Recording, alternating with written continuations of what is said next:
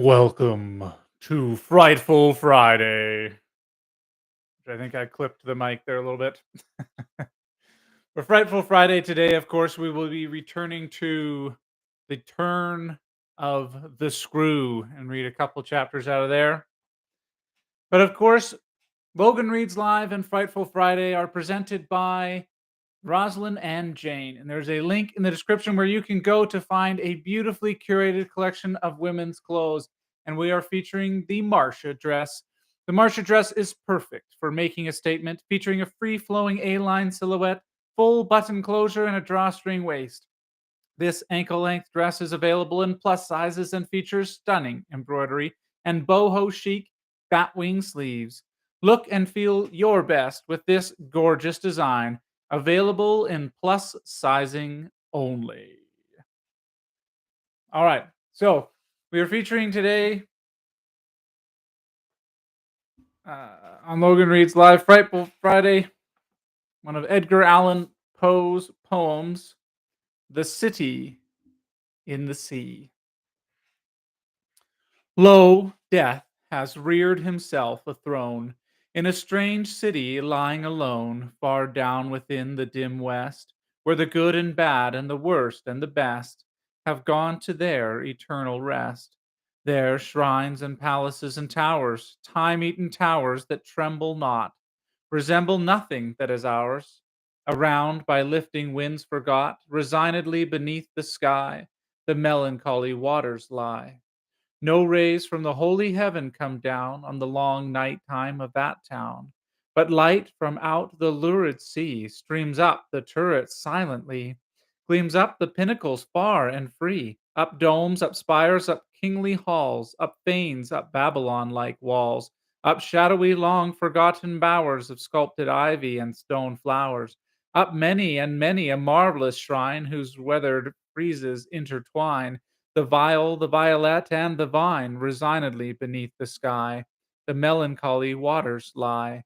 So blend the turrets and shadows there that all seem pendulous in air, while from a proud tower in the town death looks gigantically down. There, open fanes and gaping graves yawn level with the luminous waves. But not the riches there that lie in each idol's diamond eye, not the gaily jeweled dead tempt the waters from their bed. For no ripples curl, alas, along that wilderness of glass. No swellings tell that winds may be upon some far off happier sea. No heavings hint that winds have been on seas less hideously serene. But lo, a stir is in the air, the wave, there is a movement there, as if the towers had thrust aside in slightly sinking the dull tide, as if their tops had feebly given a void within the filmy heaven. The waves have now a redder glow, the hours are breathing faint and low, and when amid no earthly moans, down, down that town shall settle hence, hell, rising from a thousand thrones, shall do it reverence.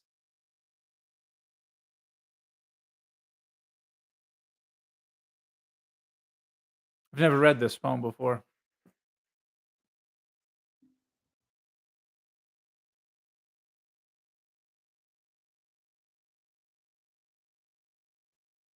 Hmm. I wonder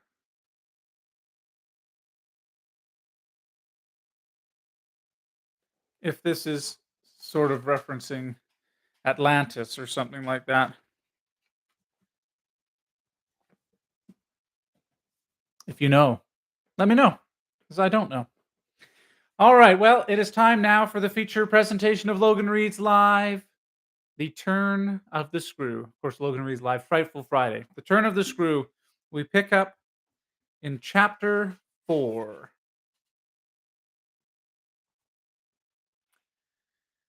It was not that I didn't wait on this occasion for I was rooted as deeply as I was shaken. Was there a secret at Bly? A mystery of Adolfo or an insane, an unmentionable relative kept in unsuspected confinement?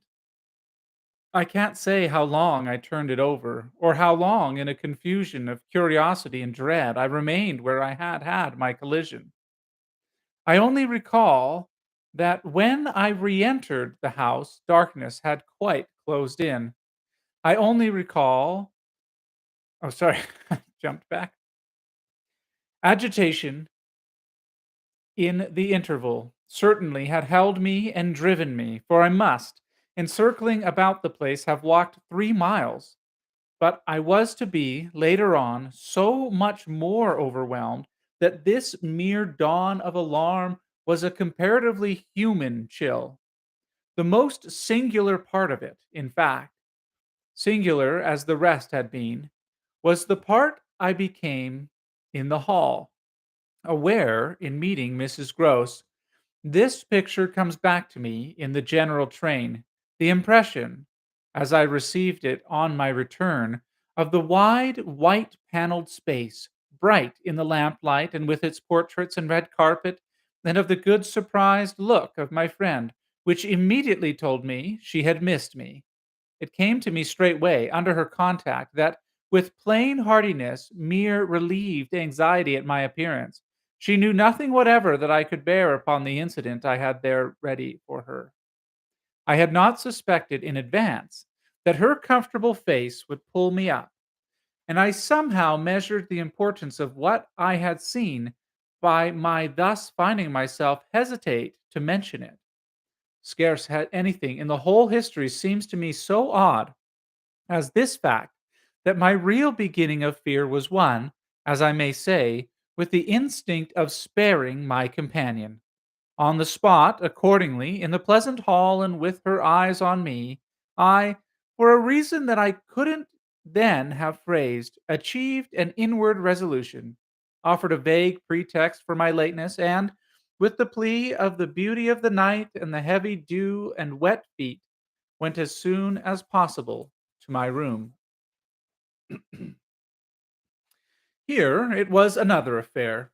Here, for many days after, it was a queer affair enough. There were hours from day to day, or at least there were moments, snatched even from clear duties, when I had to shut myself up to think. It was not so much yet that I was more nervous than I could bear to be as that I was remarkably afraid of becoming so. For the truth I had now to turn over was simply and clearly the truth that I could arrive at no account whatever of the visitor with whom I had been so inexplicably, and yet, as it seemed to me, so intimately concerned. It took little time to see that I could sound without forms of inquiry and without exciting remark any domestic complication. The shock I had suffered must have sharpened all my senses, I felt sure, at the end of 3 days, and as the result of mere closer attention, that I had not been practiced upon by the servants nor made the object of any game. Of whatever it was that I knew, nothing was known around me. There was but one sane inference. Someone had taken a liberty rather gross. That was what, repeatedly, I dipped into my room and locked the door to say to myself. We had been, collectively, subject to an intrusion. Some unscrupulous traveler, curious in old homes, had made his way in unobserved, enjoyed the prospect from the best point of view, and then stolen out as he came. If he had given me such a bold, hard stare, that was but a part of his indiscretion. The good thing, after all, was that we should surely see no more of him. This was not so good a thing, I admit, as not to leave me to judge that what essentially made nothing else much signify was simply my charming work.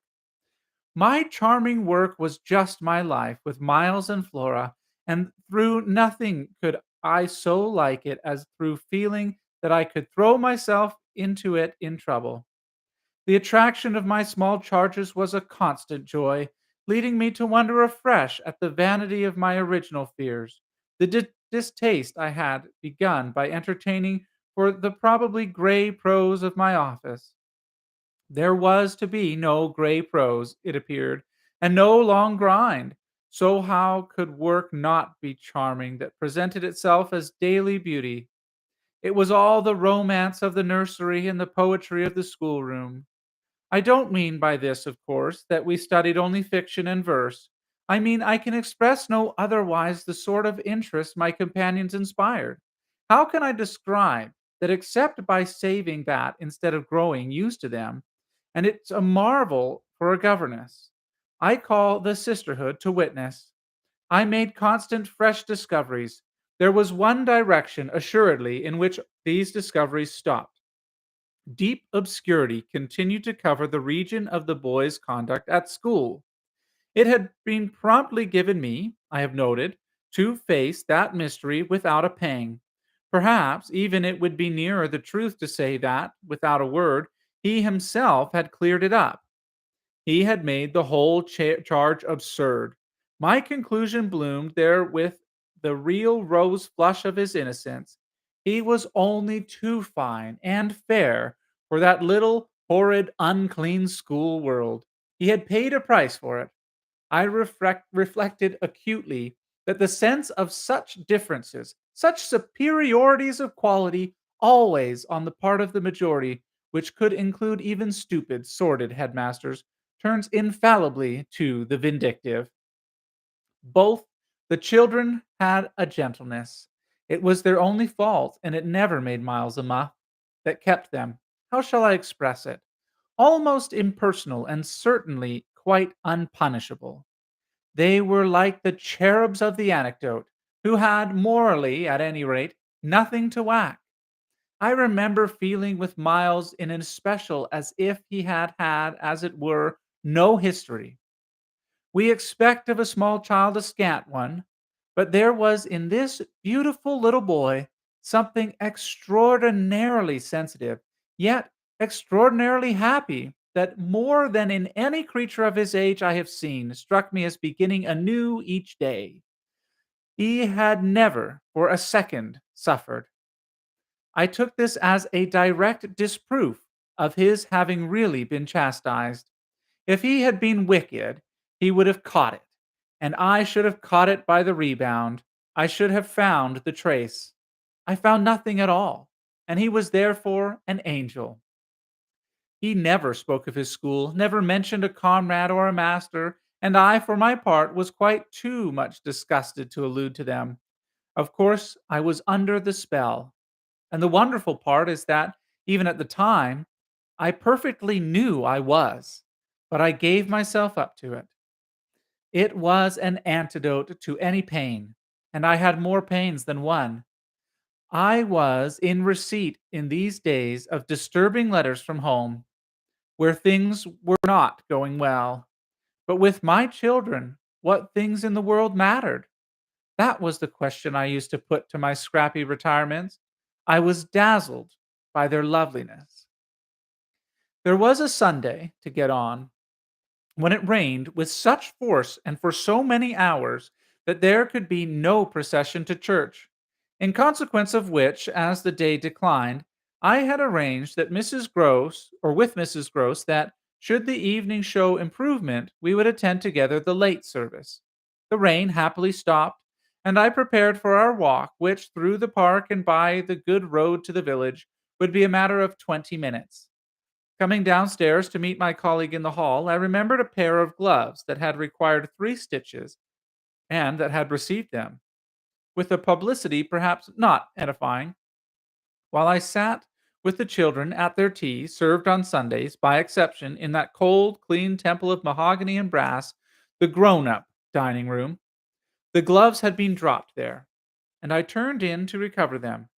The day was gray enough, but the afternoon light still lingered, and it enabled me, on crossing the threshold, not only to recognize on the chair near the wide window, then closed, the articles I wanted, but to become aware of a person on the other side of the window and looking straight in. One step into the room had sufficed. My vision was instantaneous. It was all there.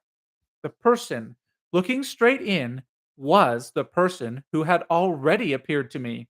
He appeared thus again with, I won't say greater distinctness, for that was impossible, but with a nearness that represented a forward stride in our intercourse and made me, as I met him, catch my breath, and turn cold. He was the same. He was the same, and seen this time as he had been seen before. From the waist up, the window through the dining room was on the ground floor, not going down to the terrace on which he stood. His face was close to the grass. Yet the effect of this better view was, strangely, only to show me how intense the former had been. He remained but a few seconds, long enough to convince me he also saw and recognized. But it was as if I had been looking at him for years and had known him always. Something, however, happened this time that had not happened before. His stare into my face, through the glass and across the room, was as deep and hard as then, but it quitted me for a moment during which I could still watch it, see it fix successfully, see it fix successively several other things. On the spot, there came to me an added shock of a certitude that it was not for me he had come there. He had come for someone else. The flash of this knowledge, for it was knowledge in the midst of dread, produced in me the most extraordinary effect. Stared, started, as I stood there, a sudden vibration of duty and courage. I say courage because I was beyond all doubt already far gone. I bounded straight out of the door again, reached that of the house, got in an instant upon the drive, and passing along the terrace as fast as I could rush, turned a corner and came full in sight. But it was in sight of nothing now. My visitor had vanished. I stopped. I almost dropped with the real relief of this. But I took in the whole scene. I gave him time to reappear. I call it time, but how long was it? I can't speak to the purpose today of the duration of these things. That kind of measure must have left me. They couldn't have lasted as they actually appeared to me to last. The terrace and the whole place, the lawn and the garden beyond it, all I could see of the park were empty, with a great emptiness. There were shrubberies and big trees, but I remember the clear assurance I felt that none of them concealed him. He was there, or was not there. Not there if I didn't see him. I got hold of this, then, instinctively, instead of returning home as I had come, went to the window. It was confusedly present to me that I ought to place myself where he had stood. I did so. I applied my face to the pane and looked, as he had looked, into the room, as if at this moment to show me exactly what his range had into the room, as if at this moment to show me exactly what his range had been. Mrs. Gross, as I had done for himself just before, came in from the hall. With this, I had the full image of a repetition of what had already occurred. She saw me as I had seen my own visitant. She pulled up short as I had done. I gave her something of the shock that I had received. She turned white, and this made me ask myself if I had blanched as much. She stared, in short, and retreated on just my lines.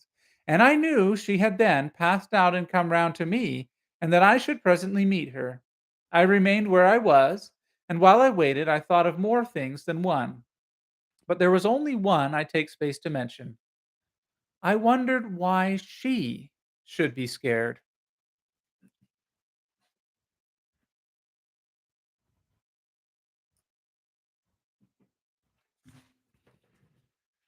Chapter 5. Oh, she let me know as soon as, round the corner of the house, she loomed again into view. What in the name of goodness is the matter? She was now flushed and out of breath. I said nothing till she came quite near. With me, I must have made a wonderful face. Do I show it? You're as white as a sheet. You look awful. I considered I could meet on this, without scruple, any innocence. My need to respect the bloom of Mrs. Gross's had dropped, without a rustle, from my shoulders. And if I wavered for an instant that it was not with what I kept back, I put out my hand to her and she took it. I held her hard a little, liking to feel her close to me. There was a kind of support in the shy heave of her surprise. You came for me for church, of course, but I can't go. Has anything happened? Yes. You must know now. Did I look very queer? Through this window, dreadful. Well, I said, I've been frightened. Mrs. Gross's eyes expressed plainly that she had no wish to be, yet also she knew too well her place not to be ready to share with me any market inconvenience. Oh, it was quite settled that she must share. Just what you saw from the dining room a minute ago was the effect of that. What I saw just before was much worse. Her hand tightened. What was it? An extraordinary man looking in. What extraordinary man? I haven't the least idea. Mrs. Gross gazed round us in vain. Then where has he gone? I know still less. Have you seen him before? Yes, once, on the old tower. She could only look at me harder. Do you mean he's a stranger? Oh, very much. Yet you didn't tell me. No, for reasons, but now that you've guessed. Mrs. Gross's round eyes encountered this charge. I haven't guessed, she said very simply. How can I if you don't imagine? I don't in the very least. You've seen him nowhere but on the tower, and on this spot just now. Mrs. Gross looked round again. What was he doing on the tower? Only standing there and looking down at me. She thought a minute. Was he a gentleman? I found I had no need to think. No. She gazed in deeper wonder. No. Then nobody about the place, nobody from the village. Nobody. Nobody. I didn't tell you, but I made sure. She breathed a vague relief. This was, oddly, so much to the good. It only went indeed a little way. But if he isn't a gentleman, what is he? He's a horror. A horror? He's. God help me if I know what he is. Mrs. Gross looked round once more. She fixed her eyes on the duskier distance, then, pulling herself together, turned to me with abrupt inconsequence. It's time we should be at church. Oh, I'm not fit for church. Won't it do you good? It won't do them. I nodded at the house. The children. I can't leave them now. You're afraid. I spoke boldly. I'm afraid of him. Mrs. Gross's large face showed me, at this, for the time, the faraway faint glimmer of a consciousness more acute. I somehow made out in it the delayed dawn of an idea I myself had not given her, and that was as yet quite obscure to me. It comes back to me that I thought instantly of this as something I could get from her, and sorry, and I felt it to be connected with the desire she presently showed to know more. When was it on the tower? About the middle of the month, at this same hour, almost at dark, said Mrs. Gross. Oh, no, not nearly. I saw him as I see you. Then how did he get in? And how did he get out? I laughed. I had no opportunity to ask him. This evening, you see, I pursued, he has not been able to get in. He only peeps. I hope it will be confined to that. She had now let go of my hand. She turned away a little. I waited an instant. Then I brought out, Go to church. Goodbye. I must watch. Slowly, she faced me again. Do you fear for them? We met in another long look. Don't you? Instead of answering, she came nearer to the window and, for a minute, applied her face to the glass. You see how he could see, I meanwhile went on. She didn't move. How long was he here? Till I came out. I came to meet him. Mrs. Gross at last turned round, and there was still more in her face. I couldn't have come out. Neither could I laughed again. But I did come. I have my duty. So have I mine, she replied, after which she added, What is he like? I've been dying to tell you, but he's like nobody. Nobody, she echoed. He has no hat, Then, seeing her face, that she already, in this, with a deeper dismay, found a touch of picture, I quickly added stroke to stroke. He has red hair, very red, close curling and a pale face, long in shape, with straight, good features, and little, rather queer whiskers that are as red as his hair. His eyebrows are somehow darker. They look particularly arched, as if they might move a good deal. His eyes are sharp, strange, awfully, but I only know clearly that they're rather small and very fixed. His mouth's wide and his lips are thin, and except for his little whiskers, he's quite clean shaven. He gives me a sort of sense of looking like an actor. An actor! It was impossible to resemble one less, at least, than Mrs. Gross at that moment. I've never seen one, but so I suppose them. He's tall, active, erect, I continued, but never, no, never a gentleman. My companion's face was blanched as I went on. Her round eyes started and her mild mouth gaped. A gentleman, she gasped, confounded, stupefied. A gentleman he? You know him then? She visibly tried to hold herself. But he is handsome. I saw the way to help her. Remarkably. And dressed? In somebody's clothes. They're smart, but they're not his own. She broke into a breathless, affirmative groan. They're the master's. I caught it up. You do know him. She faltered but a second. Quint, she cried. Quint? Peter Quint, his own man, his valet, when he was here, when the master was. Gaping still, but meeting me, she pieced it all together. He never wore his hat, but he did wear, well, there were waistcoats missed. They were both here last year, and the master went, and Quint was alone. I followed, but halting a little. Alone? Alone with us. Then, as from a deeper depth, in charge, she added. And what became of him? She hung fire so long that I was still more mystified. He went too, she brought out at last. Went where? Her expression at this became extraordinary. God knows where. He died. Died? I almost shrieked. She seemed fairly to square herself, plant herself more firmly to utter the wonder of it. Yes, Mr. Quint is dead. And that concludes chapter 5. And we will return next Frightful Friday and pick up with chapter 6 of The Turn of the Screw. Thank you so much for coming and listening and watching Logan Reads Live Frightful Friday, which is, of course, presented by Rosalyn and Jane. There is a link in the description where you can go to find that beautifully curated collection of women's clothes. And we are featuring the Marsha Dress, which is perfect for making a statement, featuring a free-flowing A-line silhouette, full button closure, and drawstring waist. This ankle-length dress is available in plus sizes and features stunning embroidery and boho chic batwing sleeves. Look and feel your best with this gorgeous design. And note, available in plus sizing only. Thank you so much, and have a good night.